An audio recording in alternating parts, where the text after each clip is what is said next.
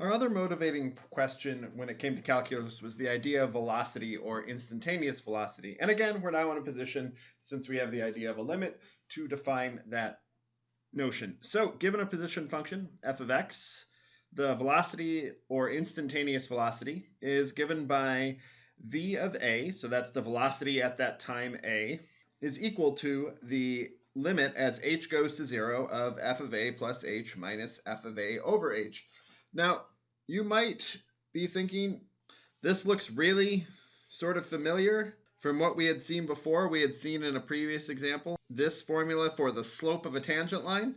And if you look at that limit there, you'll see that limit looks awfully familiar here. So these problems are definitely related. So as we go here, let's do an example. And so let's say a rock is thrown upwards with a velocity of 30 meters per second. Its height after t seconds is given by y equals 30t minus 16t squared. Find the velocity when t equals 1. So we are looking for the velocity at 1, which is going to equal the limit as h goes to 0 of f of a plus h, so that's 1 plus h minus f of 1 over h.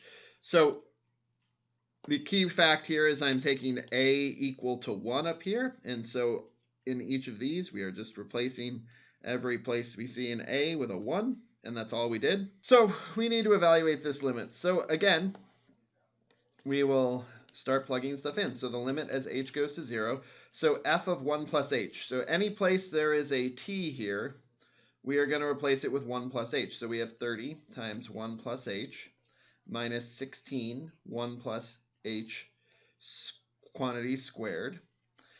And then we are going to subtract f of 1, so that's 30 times 1 minus 16 times 1 squared. And all of that is going to be over h. And now our goal is going to be to simplify this. So we'll have to expand and distribute here. So we will have the limit as h goes to 0. And this will be 30 plus 30h minus 16 times 1 plus 2h plus h squared. And then we'll have minus 30 minus 14 all over h. It's an h there. So we have the limit then as h goes to 0.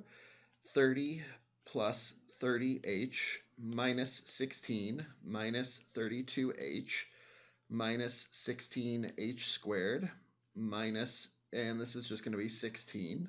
Scratch that. It should be, I got ahead of myself here.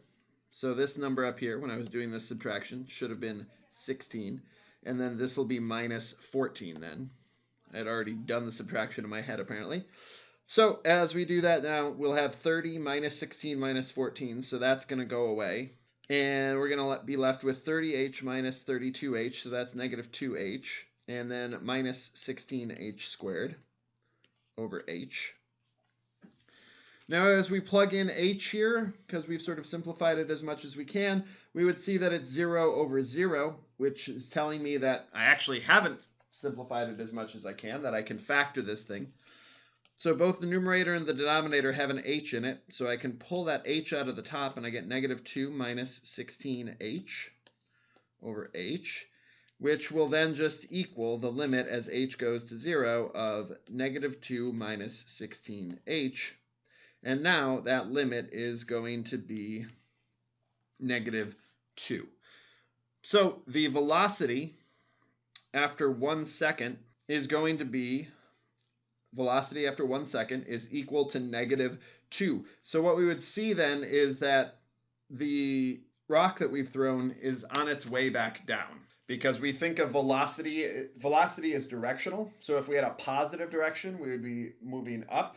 And if we had a negative velocity, that means we are moving back down towards the ground in this case. So if we graph this function using Desmos, we can see that this is confirming what we saw, that the velocity, we are on our way back down, that the rock has sort of reached its highest point and has started to come back down, and it's going to start accelerating back towards the ground here.